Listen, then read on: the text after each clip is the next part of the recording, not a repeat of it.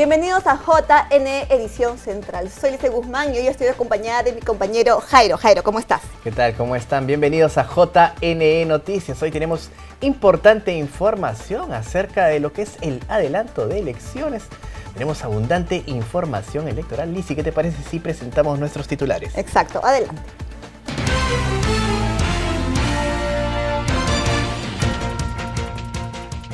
El presidente Salas Arenas: no son viables las elecciones en 4 meses.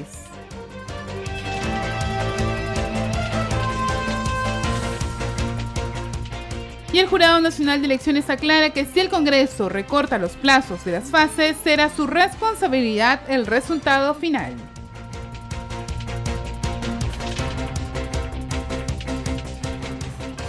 Y la Defensoría demanda el cese inmediato de hechos de violencia en protestas en Ayacucho.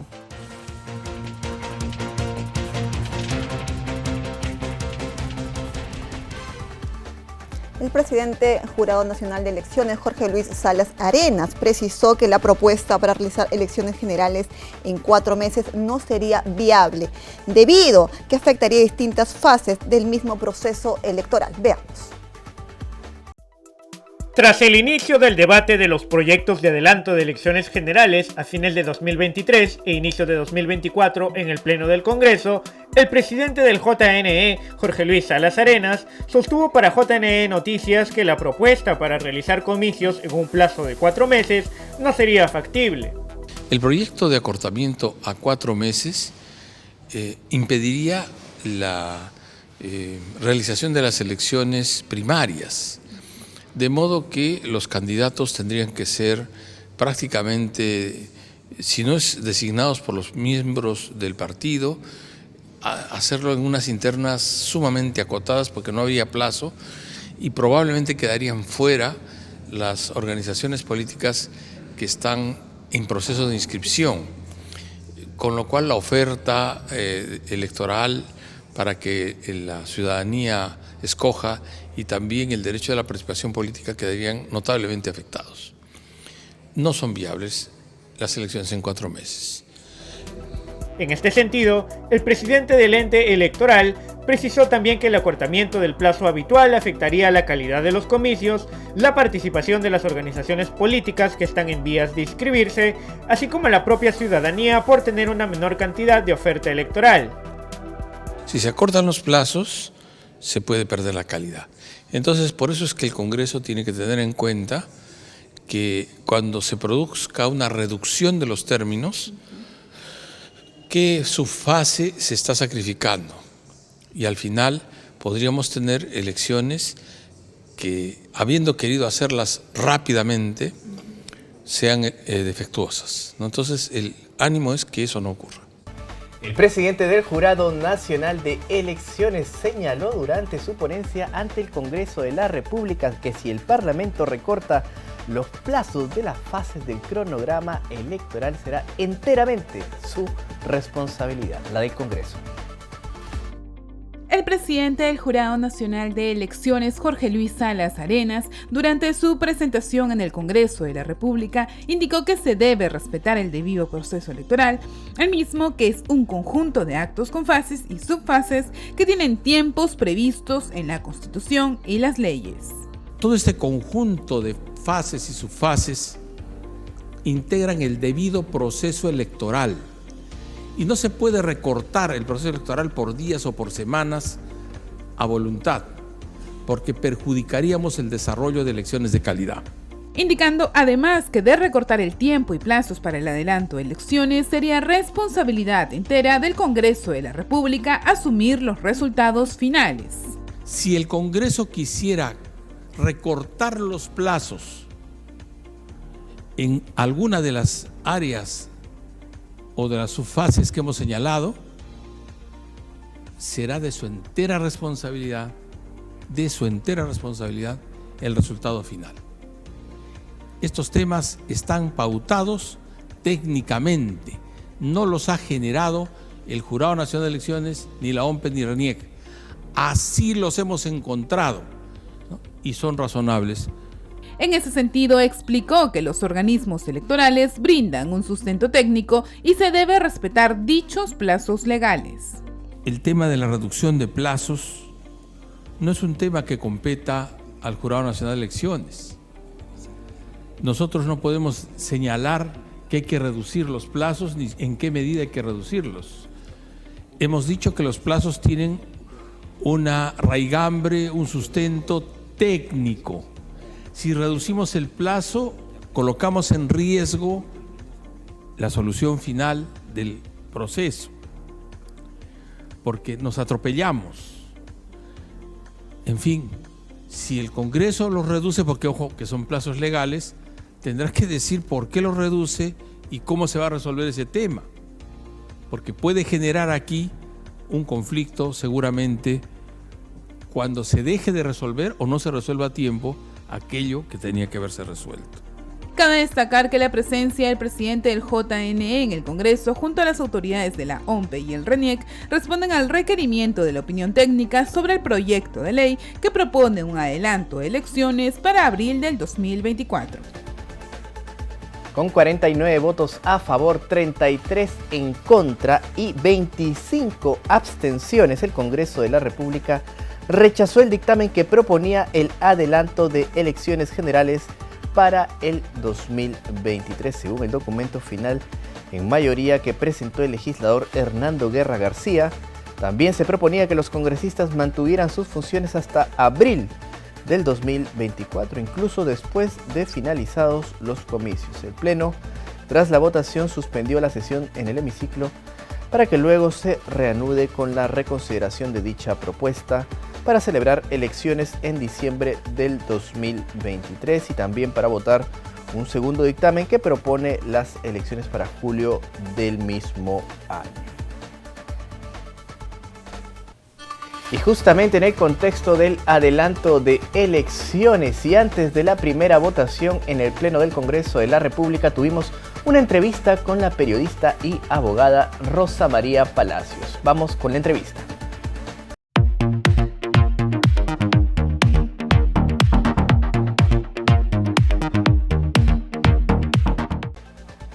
Bien, y nos acompaña ya en conexión vía Zoom la señora Rosa María Palacios, quien es periodista pero también abogada, con quien vamos a conversar acerca de este escenario coyuntural que tiene que ver con el adelanto de las elecciones. Vamos a ver, pues bajo su análisis, si es conveniente 2023 o 2024. Ella nos dirá lo más conveniente, obviamente desde su punto de vista. Le damos la bienvenida a la señora Rosa María Palacios. ¿Cómo está, señora?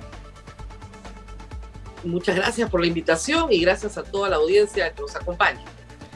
El Congreso de la República ayer inició este debate tan importante, no solamente para la institución que es el Congreso, las instituciones electorales, sino para la ciudadanía en general, porque nos encontramos en un momento álgido, es decir, estamos con manifestaciones a nivel nacional y necesitamos encontrar salidas políticas, salidas sociales que permitan que alcancemos eso que tanto queremos todos, ¿no? Es decir, el desarrollo, la paz social. Desde su análisis, por favor, ¿qué es lo más conveniente en términos legales y políticos para este escenario de adelanto de elecciones?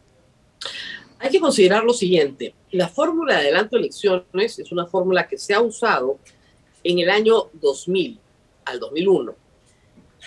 En esta Constitución, con estas reglas. Por lo tanto, es una fórmula que se puede usar, pero tiene que haber una grave crisis, una alteración real de la vida política y social del Perú. Desde abril y mayo se han venido presentando proyectos para un adelanto de elecciones. ¿Por qué? Porque el artículo 117 de la Constitución no permite el juzgamiento, procesamiento o acusación del presidente de la República en ejercicio por delitos. Y por otro lado, el Congreso cada vez tenía una peor aceptación de la ciudadanía. Correcto. Si había una salida, tenía que ser una salida homogénea para ambos poderes. Es decir, ambos poderes se retiran de la escena política y se elige nuevamente. Volvemos a empezar. Tal como se hizo, repito, en el 2000-2001.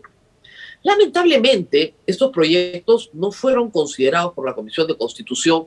Recién en esta legislatura se consideraron y en la primera reunión sus autoras, por un lado Susé Paredes y por otro lado Digna Calle, fueron menospreciadas por la Comisión y nunca se emitió un dictamen. Si se hubiera hecho a tiempo, podríamos estar hablando con tranquilidad de unas elecciones en el 2023. El problema es que estamos en diciembre del 2022. Ayer las autoridades electorales, el presidente del jurado, el jefe de la OMPE, la jefa de la RENIEC, les explicaron con toda paciencia a los congresistas cuáles son las etapas de un proceso electoral. Un proceso electoral básico dura 270 días, pero con primarias probablemente necesite unos 60 a 90 días más. Claro. Además, el padrón se cierra, el RENIEC, un año antes de las elecciones, apenas estas son convocadas. Por lo tanto, lo más urgente que necesita el país es que se apruebe el adelanto de elecciones. Una vez que se apruebe en primera legislatura, esperemos ya, la segunda legislatura tiene que empezar de inmediato. Así se hizo en el año 2000. Pero ¿cuándo sería ese de inmediato? Probablemente la primera semana de enero. Y una vez que está aprobado el proyecto de reforma constitucional, inmediatamente la Presidenta de la República ya puede convocar elecciones. Entiendo que hay un escenario con respecto al Tribunal Constitucional que señala que no se pueden adelantar estos escenarios de legislatura. Bueno, en este caso es una emergencia nacional. Y si lo impugna el Tribunal Constitucional en los próximos meses, los hechos estarán consumados. No se discutió eso en el año 2000, no veo por qué tenga que discutirse ahora. Y ahora, en este contexto, usted hablaba acerca de las elecciones primarias. ¿Qué tan importante es que en este proceso electoral de adelanto de elecciones hayan elecciones primarias? Porque durante el 2021 y 2022 no ha pasado. Vamos por partes. Sí. Permíteme terminar de contestarte lo primero.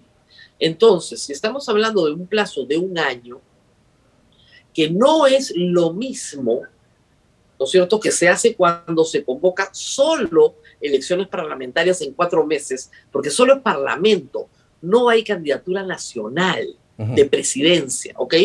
Tampoco es lo mismo, ¿no es cierto?, que cuando asume Paniagua, porque Paniagua asume en noviembre del 2000 con unas elecciones ya convocadas por Fujimori, ya estaban convocadas.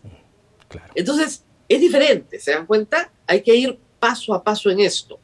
Muy bien, las normas, todo lo que es de rango legal y de rango constitucional, pueden cambiar, por supuesto que pueden cambiar, pero puede cambiar el Congreso, pero tiene que cambiar un conjunto de normas y tiene que estar seguro de lo que están haciendo. Por ejemplo, el presidente tiene que juramentar, de acuerdo a la Constitución, el 28 de julio del año en el que fue electo. Por lo tanto, solo puede ser electo en el primer semestre del año.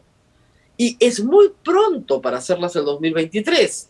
Por lo tanto, tendrían que hacerse en el primer semestre del 2024, la primera y segunda vuelta. Correcto. Pero también se puede suspender la vigencia del artículo 116. Entonces, depende de las decisiones que tome el Congreso. ¿Hay apuro? Sí, hay apuro. Es que esto hay que decirlo. Porque el país no puede mantenerse en una situación de crisis perpetua. 6 presidentes en 5 años es un pésimo récord, una muy mala señal. Algo no está funcionando en el equilibrio de poderes. Eso tiene que quedar claro. ¿Qué hacemos? Primero salir y luego plantearnos con toda franqueza un cambio en las relaciones legislativo-ejecutivo consagradas en la Constitución del 93. Ese cambio pasa por reformas importantes. Entonces, si tú quieres un cronograma, que te adelante un cronograma, vamos por partes y cucharadas. El cronograma ideal es el que ha presentado el Ejecutivo. Ese es el ideal, porque en efecto te da tiempo para hacer todas las primarias que hay que hacer, son muy importantes, es parte de una de las reformas importantes en el sistema político para tener la eliminación del voto preferencial, que es la madre del cordero de la pésima representación que tenemos hoy.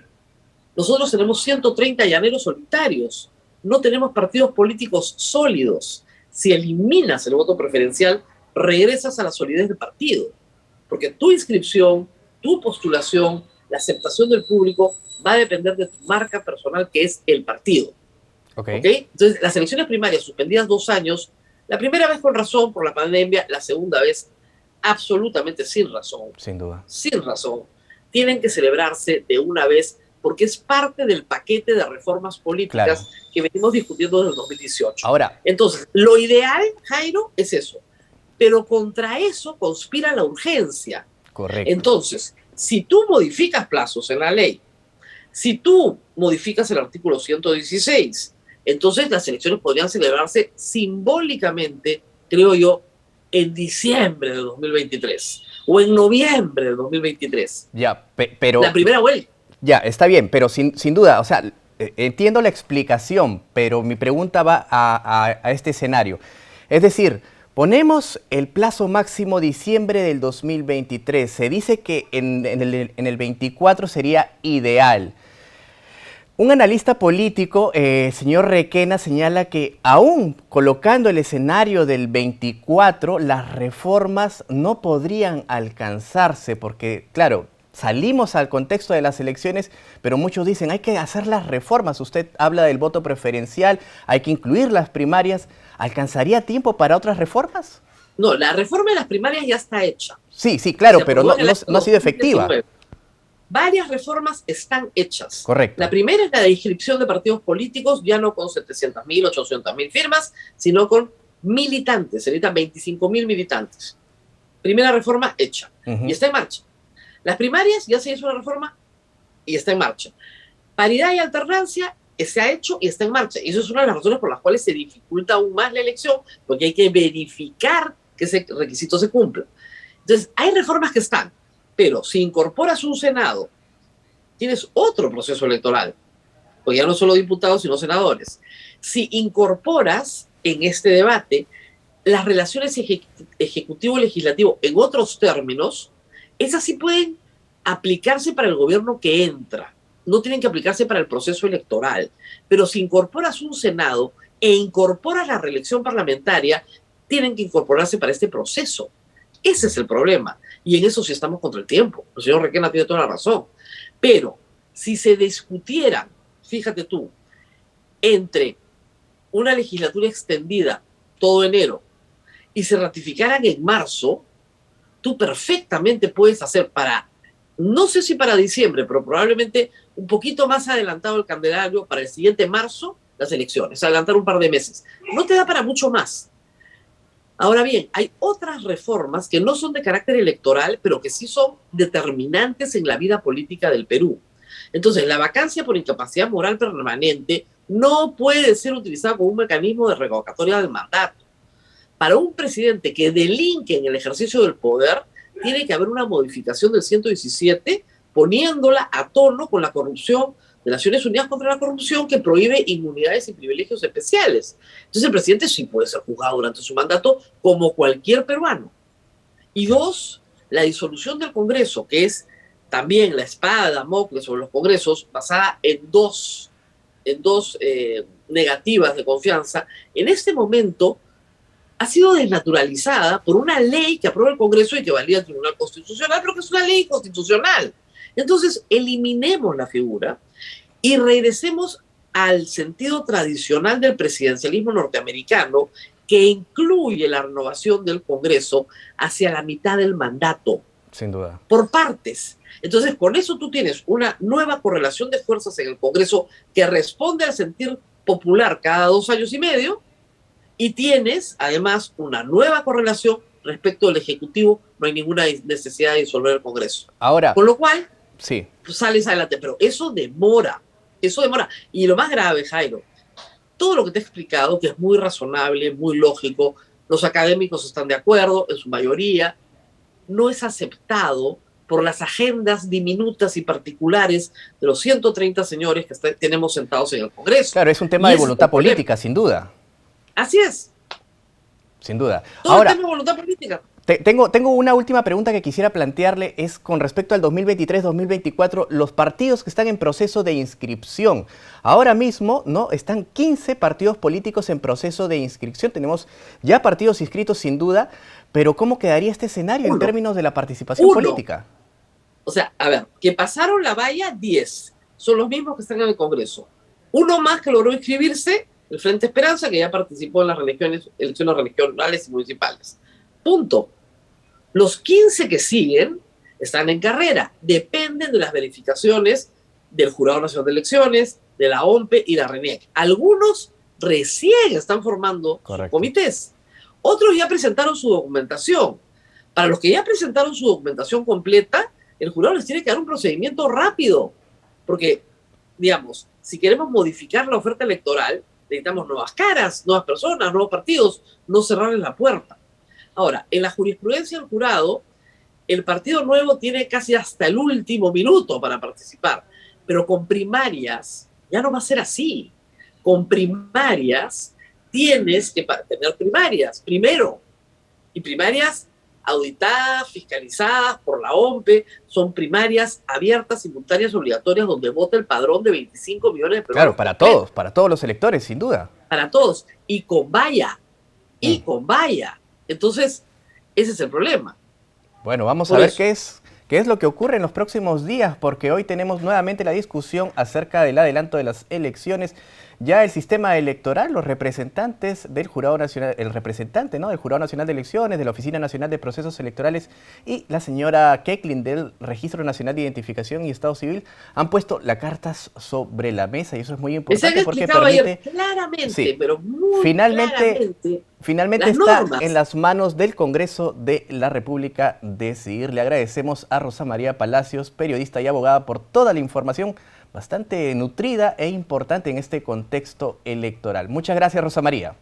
Gracias, Jairo, a ti. Bien, es momento de hacer una breve pausa, pero ya volvemos con mucha más información.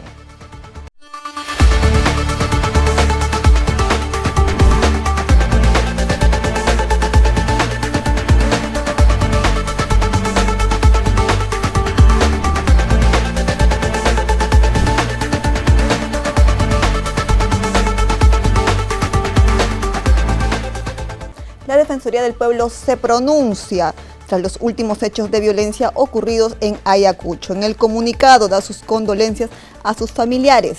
De la misma forma indica que interpusieron una denuncia ante las fiscalías penales especializadas en derechos humanos de Huamanga.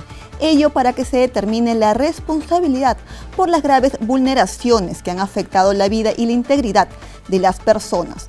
En el siguiente párrafo exige que el uso de la fuerza se realice en estricto cumplimiento de los parámetros establecidos en las mismas vigentes y los estándares en materia de derechos humanos. Asimismo, el comunicado señala que es urgente que se tome una decisión sobre el adelanto de elecciones, escuchando a la ciudadanía y que se desarrolle en el tiempo más oportuno y crear las condiciones de diálogo con todos los actores sociales para darle a la ciudadanía la salida política urgente que tanto requiere.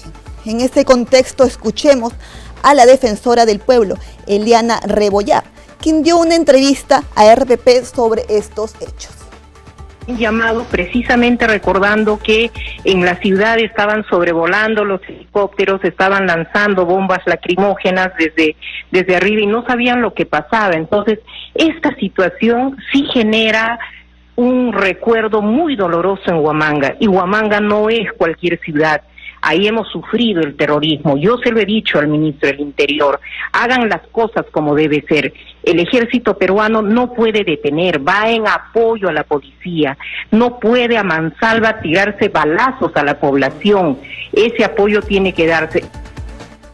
Y justamente en este contexto, la Defensoría del Pueblo indica que los acontecimientos políticos ocurridos en nuestro país en estos últimos días, obviamente, impulsan el aumento de acciones colectivas de protesta. Según el último reporte de la Defensoría del Pueblo, en el mes de noviembre de 2022 se registraron 221 conflictos sociales, 161 activos y 60 latentes, la cifra más alta desde diciembre de 2013. El documento indica que los acontecimientos políticos de los últimos días dan lugar a un aumento de las manifestaciones de protesta. Asimismo, precisan que se registra excepcionalmente un escenario de protestas sociales en varias ciudades del país. Ciudadanos y ciudadanas de diferentes localidades exigen el adelanto de elecciones generales y el cierre del Congreso de la República, situación que se agravó tras el golpe de Estado ordenado por el expresidente Pedro Castillo. Según el mismo documento, se registraron 361 acciones colectivas de protesta en el mes de noviembre, 8 más que el mes anterior. Del total, el 46.8% fueron plantones y el 20.2% bloqueos de vías.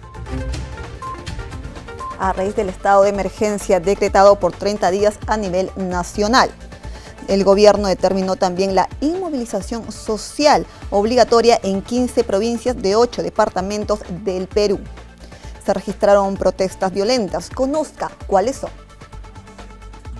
El gobierno dispuso el jueves la inmovilización social obligatoria o toque de queda para 15 provincias de 8 departamentos del Perú, donde se registraron mayor cantidad de incidentes violentos y protestas ante la crisis política que vive el país. De acuerdo con el Decreto Supremo 144/2022 PCM, el toque de queda aplica para Arequipa, Virú en La Libertad, Ica y Pisco en Ica, Andahuaylas y Chincheros en Apurímac, Cusco, La Convención, Chumbivilcas y Espinar en Cusco, Carabaya y San Román en Puno, Itayacaja y Angaraes en Huancavelica y Cangallo en Ayacucho. En estas 15 provincias, el toque de queda irá entre las 7 y 8 de la noche hasta las 4 de la madrugada y tendrá una vigencia de 5 días desde el 16 hasta el 21 de diciembre. Con ello se asegura que las personas permanezcan en sus hogares en determinados horarios. No obstante, los ciudadanos sí podrán transitar por la vía pública para abastecerse de alimentos y o servicios de salud. La medida fue aprobada por la presidenta Dina Boluarte, el jefe de la PCM, Pedro Angulo, así como los ministros de Justicia, Defensa e Interior, ante la oleada de protestas, fallecidos y daños ocasionados a patrimonios públicos y privados. Preste mucha atención porque el Tribunal de Honor del Pacto Ético Electoral hace un llamado a respetar el orden constitucional. Veamos la nota. El Tribunal de Honor del Pacto Ético Electoral de las elecciones regionales y municipales 2022, como colegiado ciudadano, invocó a la población a mantener la calma y a ejercer sus derechos constitucionales de manera pacífica y respetando el orden constitucional. Asimismo, hizo un llamado a las instituciones democráticas, las autoridades del país y a las organizaciones políticas a responder en el marco de su competencia, con celeridad y respeto de los derechos de todos y todas. Mediante un pronunciamiento público, el Tribunal de Honor lamentó profundamente el momento que estamos enfrentando como sociedad y las pérdidas de vidas humanas que se han producido. Suscriben el comunicado Elena Cecilia Alvites y Valerio Paucarmay Tatacuri, presidenta y vicepresidente del Tribunal de Honor del Pacto Ético Electoral para las elecciones regionales y municipales, así como los miembros del colegiado, Mariela Noles Cotito, Humberto Correa Canova y Marlene Molero Suárez. El Poder Judicial dictó 18 meses de prisión preventiva contra el expresidente Pedro Castillo y restricciones para Aníbal Torres hasta el 2024. El expresidente Pedro Castillo Terrones tendrá 18 meses de prisión preventiva hasta el 6 de junio de 2024, según ordenó el jueves el Poder Judicial ante un pedido del Ministerio Público. Ello en relación al caso del intento de golpe de Estado del pasado 7 de diciembre. Primero, declarar fundado en parte el requerimiento de prisión preventiva formulado por la Segunda Fiscalía Suprema, transitoria especializada en delitos cometidos por funcionarios públicos, en el extremo contra el diputado José Pedro Castillo Terrones en su condición de expresidente de la República como presunto coautor del delito contra los poderes del Estado y el orden constitucional, modalidad rebelión, previsto y sancionado en el artículo 346 del Código Penal en arraigo del Estado. El juez supremo Juan Checli Soria también se pronunció sobre el ex premier Aníbal Torres, a quien le impuso, en cambio, distintas limitaciones: no ausentarse de Lima y Callao sin autorización judicial, pasar por un control de actividades cada fin de mes ante el Juzgado Supremo, incomunicarse con testigos o coinvestigados, pagar 20.000 soles de caución, entre otros. Ambos recibieron estas medidas cautelares porque, a criterio del juzgado, se cumplen requisitos como peligro de fuga y lo solicitado por la Fiscalía resulta proporcional. Así, Castillo permanecerá en la DIROES hasta que se resuelva definitivamente su situación en una segunda instancia, pues su defensa puede apelar esta resolución. Será la Sala Penal Permanente de la Corte Suprema, que preside el juez César San Martín, la que defina si corresponde mantener al expresidente Castillo o no encarcelado hasta el 2024.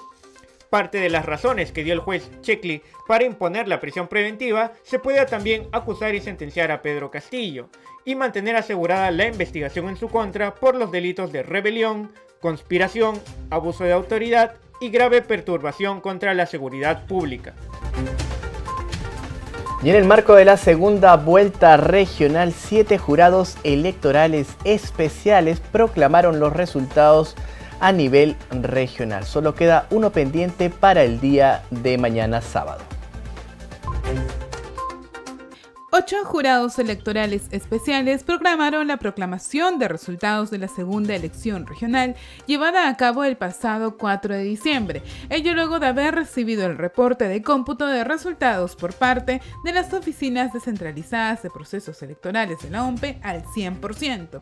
De esta forma, el Jurado Electoral Especial de Bongará realizó la proclamación descentralizada de su jurisdicción en audiencia pública virtual. A la misma asistieron las organizaciones políticas participantes en el proceso electoral. Asimismo, junto a él, los otros órganos electorales que tienen injerencia en la citada región de Amazonas, se procederá a efectuar finalmente la proclamación general de resultados.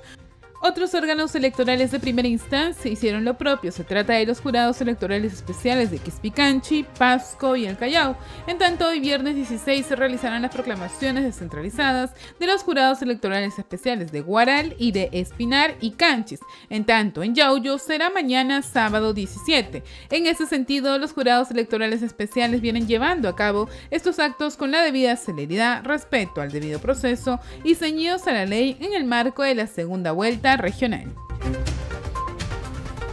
Hasta aquí con las informaciones. Muchas gracias por acompañarnos en la edición central de JN Noticias.